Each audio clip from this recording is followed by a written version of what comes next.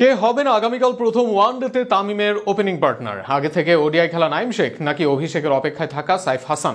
টি-20তে জাতীয় দলে ফিরে 44 এভারেজে রান করেছেন সাইফ, স্ট্রাইক রেট 139, 24টি 6 হাঁকিয়েছেন, 4 হাঁকিয়েছেন 14টি। এমন পরিসংখ্যানের পর সাদা বলের অন্য ফরম্যাটে অভিষেকের দাবিটা কি সাইফ জানিয়ে রাখতে পারেন? প্রশ্নের উত্তর খোঁজার চেষ্টা প্রতিবেদনে।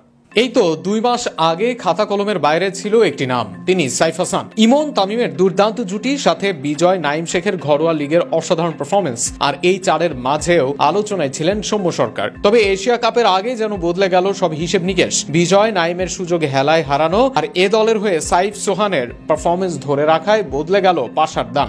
এশিয়া কাপের আগে নেদারল্যান্ডসের বিপক্ষে সুযোগ পেয়ে বাজিমাত করেন সাইফ। এশিয়া কাপের শুরুতে সুযোগ না পেলেও যখনই পেয়েছেন নিজেকে প্রমাণ করেছেন। টুর্নামেন্টে এভারেজে সবচেয়ে বেশি 6 হাঁকিয়েছেন। এই প্রত্যাবর্তনের পর তিনি একাই 6 হাঁকিয়েছেন 24টি আর 4 হাঁকিয়েছেন 14টি। 44 এভারেজ আর 139 স্ট্রাইক রেটে ব্যাট করেছেন। এত কিছুর পর অন্তত নাইম শেখের সঙ্গে তুলনায় যাওয়ার কথা নয় সাইফ হাসানের। কিন্তু প্রসঙ্গ ভিন্ন।